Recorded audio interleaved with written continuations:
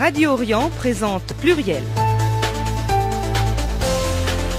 Pluriel animé par Loïc Barrière. L'invité de Pluriel est Pierre-Yves Bournazel, député de Paris et candidat à la mairie du 18e arrondissement avec Agnès Buzyn pour le second tour des municipales le 28 juin. Bonsoir. Bonsoir à vous.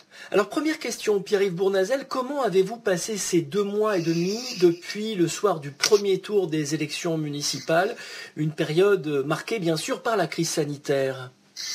Oui, nous avons traversé, nous continuons de traverser une crise sanitaire inédite, douloureuse d'abord, avec évidemment des personnes touchées, décédées, et une crise sanitaire qui nous a obligés à nous réorganiser avec le confinement, puis un déconfinement progressif, avec une crise économique et sociale qui est là et devant nous, à laquelle il faut évidemment répondre de manière très solide, j'allais dire de manière très musclée. Alors comme élu du 18e et comme député, évidemment avec mon équipe, en lien avec les habitants, avec les associations, nous avons réorganisé notre travail, ce qu'on appelle le télétravail, et puis dès que je l'ai pu, avec celles et ceux qui sont les acteurs de terrain, je me suis mobilisé pour l'aide alimentaire notamment. J'ai travaillé sur des propositions pour des paniers repas, j'ai travaillé sur le fait de trouver des ordinateurs pour des familles plus précarisées, sur la nécessité aussi de protéger nos commerces de proximité, inventer des dispositifs pour soutenir nos entreprises culturelles et notamment toutes celles et tous ceux qui, dans le spectacle vivant, le cinéma, les librairies indépendantes doivent être profondément soutenus. Le retour à l'école. Tous ces sujets-là nous ont mobilisés et cette crise sanitaire terrible qui est là et on espère s'en sortir le plus vite possible, nous a obligés aussi à repenser nos manières d'agir et de travailler. Alors de nombreuses familles modestes ont beaucoup souffert de cette crise sanitaire, notamment à Paris. On a vu la demande d'aide alimentaire augmenter en raison du chômage, de l'impossibilité d'accéder à la cantine scolaire. Je pense aussi à ces Parisiens en situation irrégulière qui n'ont droit à aucune aide. Vous, maire du 18e, quelle aide apporterez-vous à ces familles qui sont encore aujourd'hui démunies en raison de la crise économique et sociale ? Écoutez, si je suis élu maire, parce que ce n'est pas le cas aujourd'hui, après 25 ans d'une même équipe, je propose un changement, mais sur cette question-là que vous posez, qui est une question d'intérêt général, moi je crois qu'il faut renforcer les associations qui sont sur le terrain et les aider parce qu'elles connaissent la situation. Et quand je les aide, je suis allé voir la Table Ouverte, l'association Clément Mionnet, lorsque avec ces associations, j'ai aidé à donner des repas ou à livrer des paniers. J'ai vu d'abord un tissu associatif très solide, très expérimenté et qui, en première ligne, voyait avec moi qu'il y avait beaucoup de monde et des familles très diverses, des familles qui vivent des revenus d'assistance, des familles qui travaillent mais qui gagnent modestement leur vie et qui sont impactées immédiatement par un phénomène qui est arrivé assez rapidement, cette crise sanitaire qui a créé des conditions économiques et sociales extrêmement difficiles. Et donc il faut soutenir davantage les associations. Je l'ai déjà porté au Conseil de Paris comme élu de l'opposition au mois de mai. Je souhaite que des associations soient aidées davantage et que des nouvelles associations soient aidées, car certaines ne le sont pas, sur le terrain pour que la question de l'aide alimentaire soit pour toutes et pour tous. Les conditions d'accueil, qu'on soit là de manière temporaire ou qu'on soit là de manière installée, on doit être aidé sur les domaines les plus élémentaires de la vie, c'est-à-dire l'alimentation, pouvoir boire, se poser. Et d'ailleurs, je suis intervenu sur toutes les personnes les plus précaires, et notamment les personnes exclues, que ce soit des sans domicile fixe, que ce soit les personnes qui sont en transit, les personnes migrantes ou réfugiées. La pire des situations, c'est de les laisser dans la rue, et donc il faut aussi assumer des centres d'hébergement humanitaire où ces personnes puissent avoir les soutiens de subsistance. Ça me paraît vraiment très important. Pierre-Yves Bournazel, les commerces parisiens ont beaucoup souffert ces derniers temps. Je pense aux manifestations des Gilets jaunes, la grève des transports en commun, puis cette crise sanitaire. Comment aider les commerces parisiens à se relever ? Je propose une annulation totale des charges et redevances de la ville de Paris sur une année. Je pense que ça permet de voir clair pour ces commerces et de les soulager de cette pression financière déjà. Ensuite, je crois qu'il est important qu'on leur permette d'avoir des possibilités d'action. Je propose par exemple de lancer un grand plan de communication consommer parisien et de favoriser ce commerce de proximité, ces indépendants, ces artisans, ce savoir-faire aussi parisien au plus près du terrain. Moi, je suis particulièrement attaché à cette diversité commerciale qui est une richesse pour Paris et qui participe de l'âme de Paris. Annulation des charges, des redevances, libérer ce petit commerce, les petits indépendants de cette pression et de leur donner de la stabilité et en même temps assumer de consommer davantage de Parisiens. Et puis en même temps, je soutiens les mesures qui ont été prises d'ailleurs par la maire de Paris, puisque je lui en avais suggéré quelques-unes dans le débat au Conseil de Paris, et notamment lorsque c'est possible, évidemment, c'est pas possible partout, mais lorsque c'est possible, étendre les terrasses. La maire de Paris le met en œuvre, je l'avais proposé dès le mois d'avril, pour permettre évidemment aux bars, aux restaurants et aux cafés, dans le respect des uns et des autres et de la tranquillité publique bien sûr, de pouvoir accueillir des clients et de refaire du chiffre d'affaires. C'est important parce que derrière il y a l'emploi. L'emploi, et ça doit être notre priorité, préserver de l'emploi et préserver le pouvoir d'achat. Pierre-Yves Bournazel, vous avez parlé des terrasses. Il y a le cas de ces cafés-restaurants. Il leur est permis désormais d'ouvrir seulement leurs terrasses. Beaucoup se plaignent du manque à gagner, d'autant que d'autres lieux fermés accueillant du public ont pu rouvrir, les lieux de culte, les musées. Je ne parle pas de la pluie qui les empêche aussi d'ouvrir parfois leurs terrasses. Est-ce que les cafés et les restaurants parisiens sont en danger aujourd'hui? Est-ce qu'il faut que rapidement ils puissent accueillir des clients à l'intérieur de leurs murs? Oui, ils sont en danger. C'est pour ça que je propose d'aller beaucoup plus loin dans l'aide qu'il leur est apportée, parce qu'il y a encore des règles sanitaires à respecter et il faudra qu'ils puissent ouvrir à l'intérieur de leur commerce, mais il faut là aussi qu'avec le conseil scientifique, les choses soient possibles. Donc, on l'espère le plus vite possible. En attendant, il faut être inventif, créatif, leur permettre de développer les terrasses et leur permettre de survivre et de garder leur emploi. C'est la raison pour laquelle il y a le chômage partiel. C'est la raison pour laquelle moi je propose d'aller plus loin sur l'annulation de tous les charges. J'ai proposé aussi un grand plan de soutien au commerce, les restaurateurs, de manière générale, tous les commerces, l'entrepreneuriat de proximité, les TPE notamment et les PME. Je souhaite faire contribuer les assurances. Les assurances doivent participer. Il faut les aider auprès des banques aussi. Il faut un rapport de force pour que les assurances et les banques jouent le jeu du soutien à l'activité économique, notamment des commerces et des indépendants, pour préserver l'emploi et pour préserver le pouvoir d'achat. Pour moi, c'est une priorité absolue. Et demain, dans le 18e comme à Paris, je me battrai pour défendre ces propositions-là et de permettre notre qualité de vie que les commerces de proximité assurent. En tant que député, vous siégez à la commission culturelle. Qu'est-ce que vous souhaitez d'abord pour le spectacle vivant? Les théâtres sont à l'arrêt, pareil pour les concerts, les festivals. Puis vous avez évoqué tout à l'heure les librairies. Les librairies sont l'âme de Paris. Oui, j'avais proposé dès le mois d'avril 8 mesures fortes pour le secteur culturel,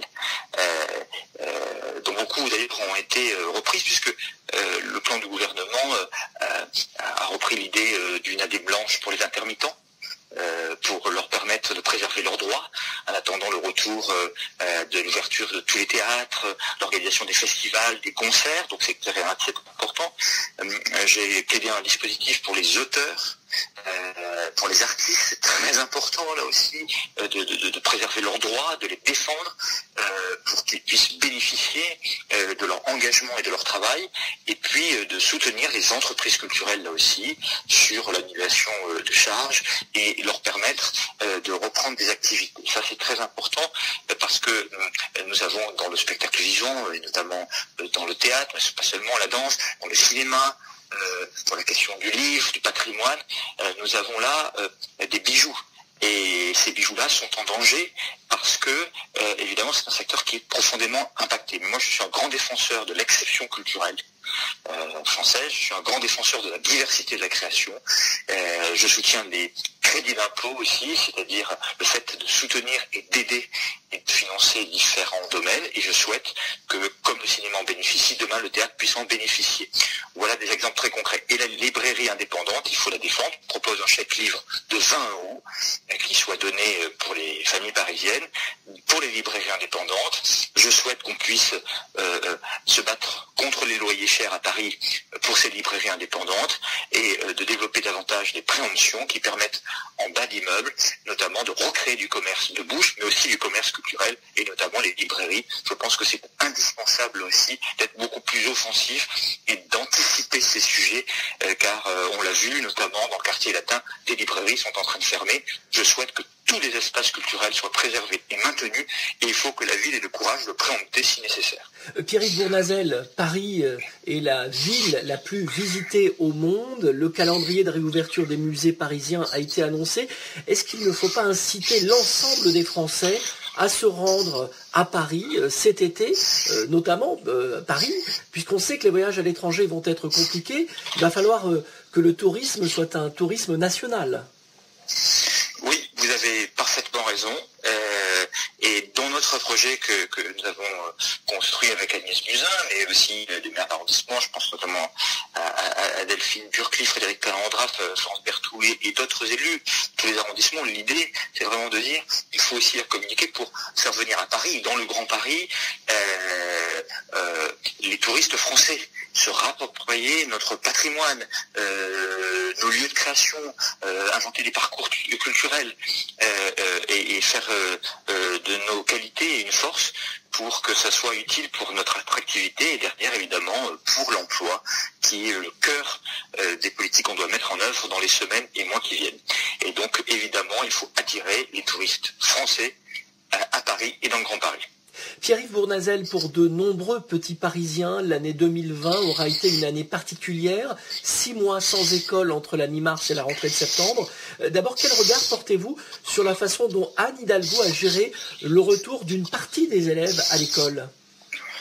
Oh, écoutez, moi, dans cette période difficile de crise inédite, je me garde bien de faire la leçon et je me garde bien de distribuer les bons et les mauvais points. C'est très compliqué d'être aux responsabilités.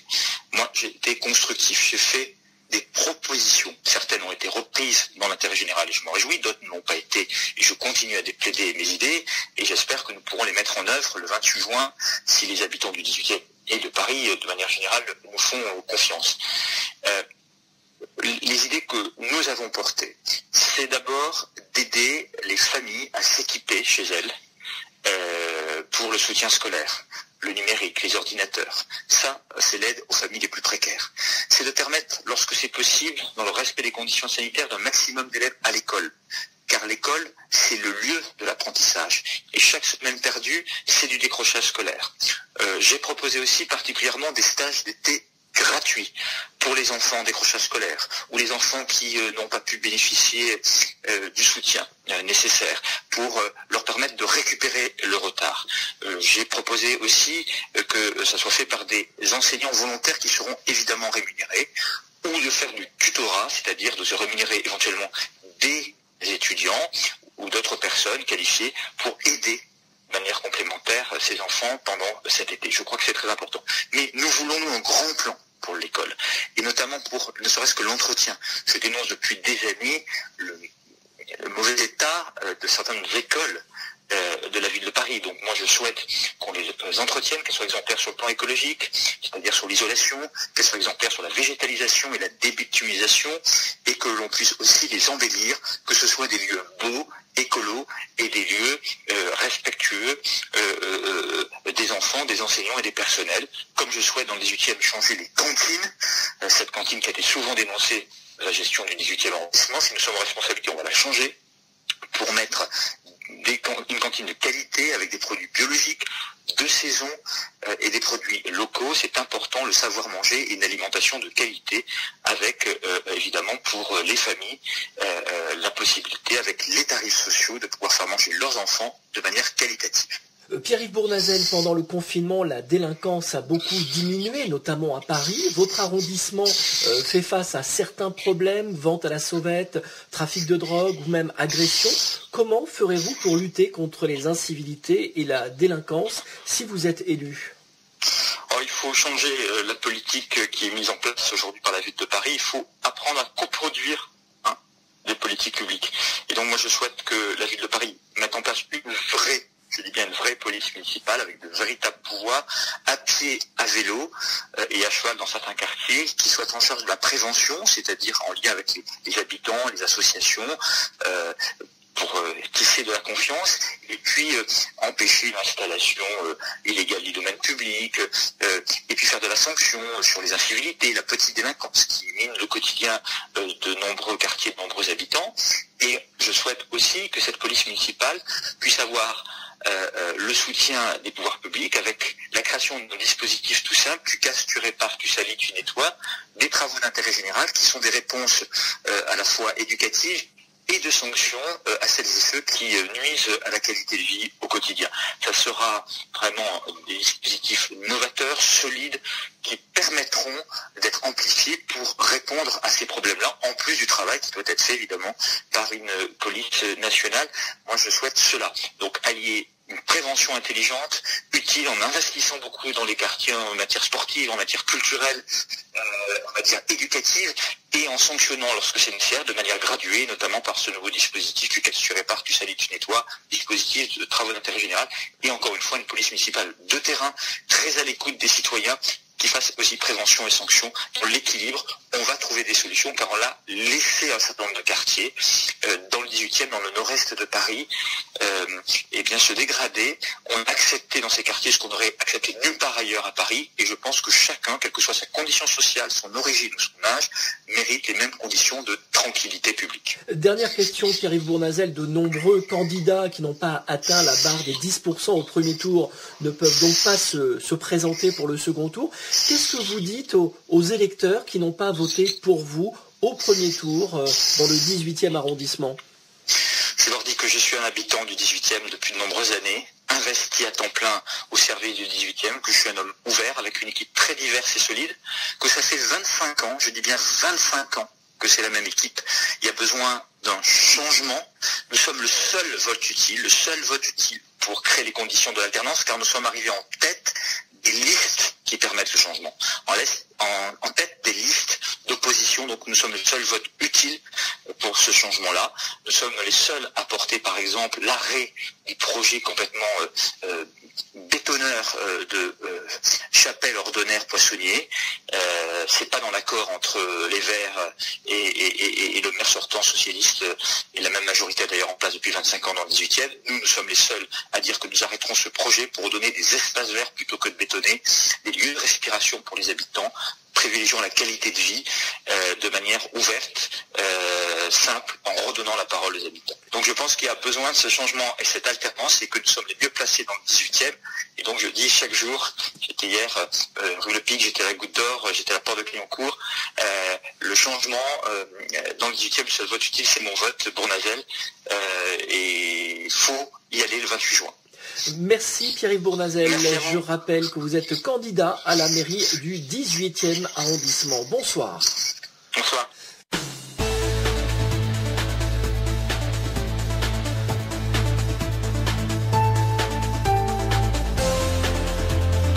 C'était Pluriel, une émission hebdomadaire présentée par Loïc Barrière.